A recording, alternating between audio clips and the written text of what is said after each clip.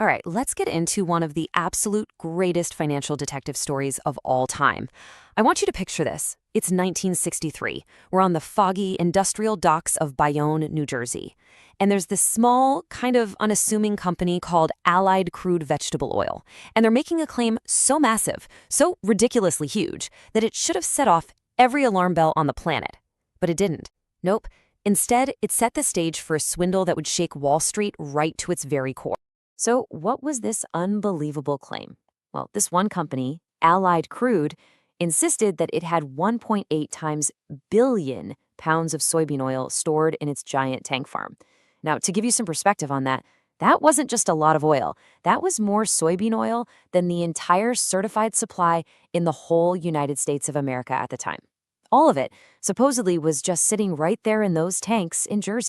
And that right there is the huge mystery at the heart of our story.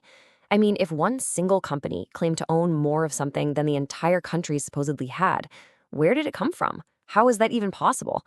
This is the question that just hangs over the whole thing, a massive, glaring red flag that somehow almost everybody just decided to ignore. And who believed this incredible claim? That's the part that'll really get you. We're not talking about some small-time loan sharks here. No, no. The biggest, smartest, most sophisticated financial institutions in the world. We're talking American Express, Bank of America, and a whole list of other global banking giants. They all lined up to lend this company millions and millions of dollars, using this imaginary oil as collateral. They even sent their own inspectors to check on it. These guys climbed the tanks, they took their measurements, and they signed off on all the paperwork. But that paperwork was a complete and total lie. The inspectors were completely fooled, because underneath a thin little layer of oil, those vast, cavernous tanks held nothing more than millions of gallons of sloshing, dirty seawater sucked right out of the bay. So this is the story of the guy who pulled it off, a man named Tino De Angelis, and the young investor who saw a once-in-a-lifetime opportunity in the chaos he left behind, a 33-year-old Warren Buffett. So when you think of a guy who could pull off a fraud this big, you're probably picturing some slick, Ivy League-educated financial wizard, right? Well, you would be totally wrong. Meet Anthony Tino De Angelis. Tino was a high school dropout. He was a former butcher from the Bronx. He wasn't a genius of high finance. He was just a pure 100% hustler who had this uncanny knack for understanding greed and, well, human laziness.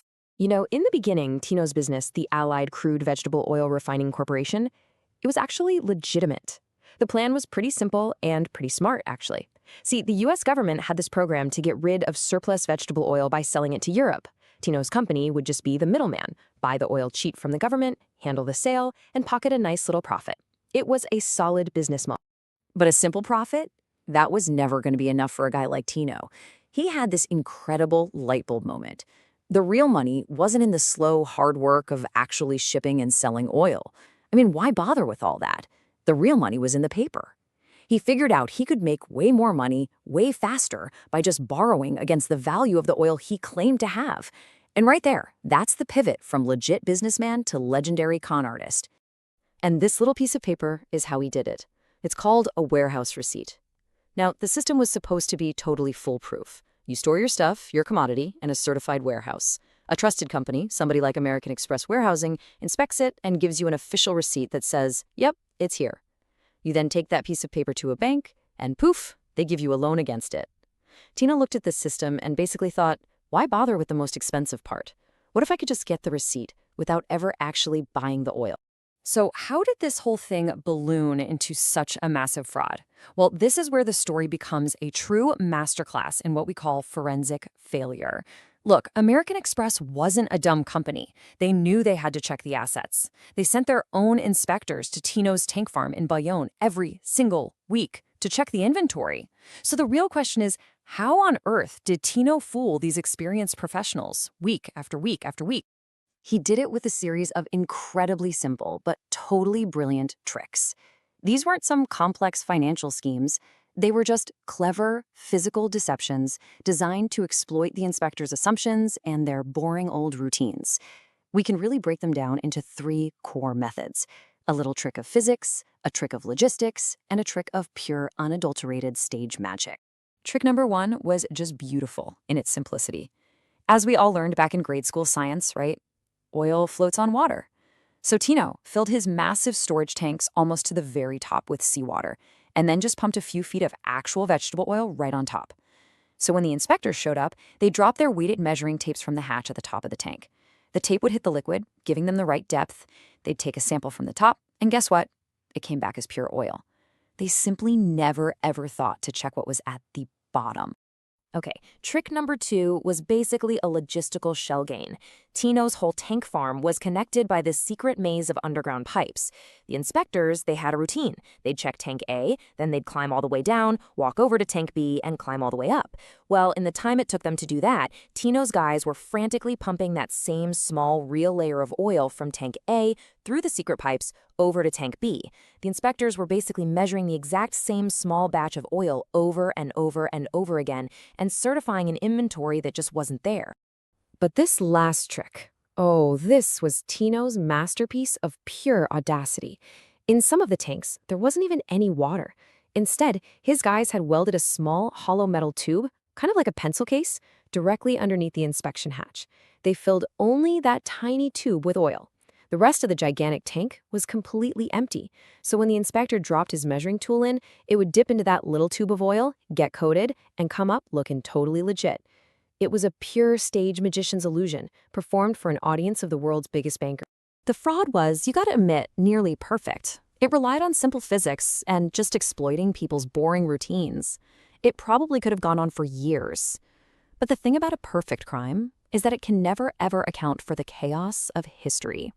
And in late 1963, something happened that would send shockwaves through the nation and bring Tino's entire house of cards crashing down. On November 22nd, 1963, a single event shook the entire nation to its core. President John F. Kennedy was assassinated in Dallas. The country was plunged into grief and just total uncertainty. And the markets? They went into a full-blown panic. The stock market crashed, the commodities market went nuts. Tino's lenders, suddenly scared out of their minds, started calling in their loans. They wanted their money back, and they wanted it now. But Tino didn't have it. The money was gone.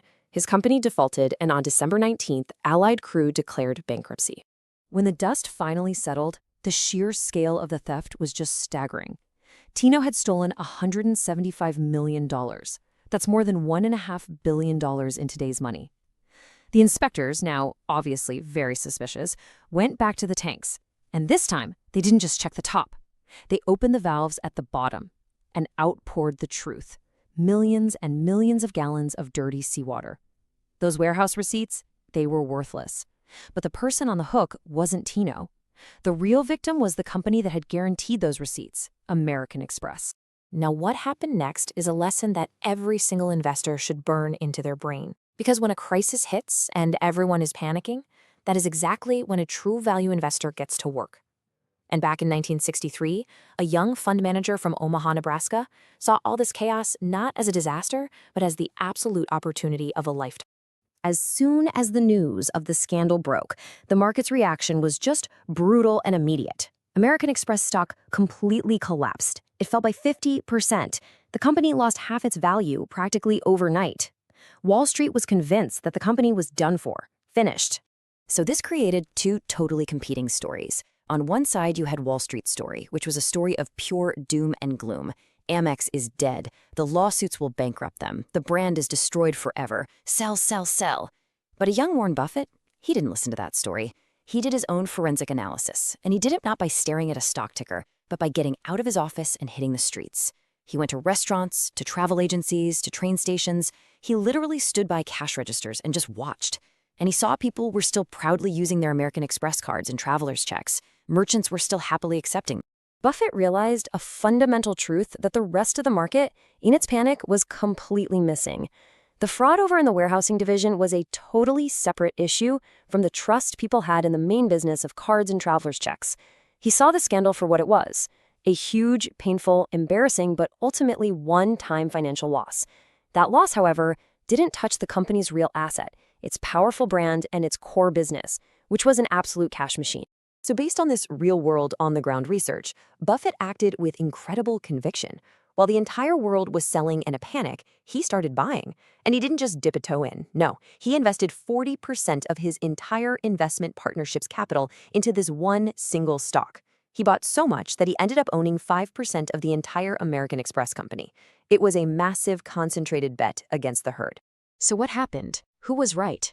Wall Street's panic or Buffett's calm, cool-headed analysis? Well, Tino De Angelis, the butcher from the Bronx, he went to prison for 7 years. American Express paid the fines and settled the lawsuits. They survived. And their stock price? It didn't just recover. It soared, multiplying 10 times over in the years that followed. Buffett's single bet made his partners $20 million, and it became one of the foundational trades that helped build the empire we now know as Berkshire Hathaway. So what can we all learn from this incredible story? Well, there are 2 timeless lessons here. First, if you're analyzing anything, don't just trust the paperwork. Go verify the actual asset. Fraud almost always hides in the boring little details that people are too busy or maybe just too lazy to check for themselves. And second, and this is the core of Buffett's genius, you have to learn to distinguish between a flesh wound and a fatal wound. Tino gave American Express a very deep and very embarrassing flesh wound, but the market, in its panic, treated it like a death sentence. And that gap right there between perception and reality, that is where fortunes are made. You know, this story is so much more than just a piece of history. It's a timeless case study in fraud, in fear, and in financial genius. And it forces us to ask, where are the unverified assets today? What company out there is suffering from a flesh wound that the market is treating as a fatal one? What is the modern-day version of the salad oil scandal? Because the next great fortune might just be waiting for the investor who can answer that question.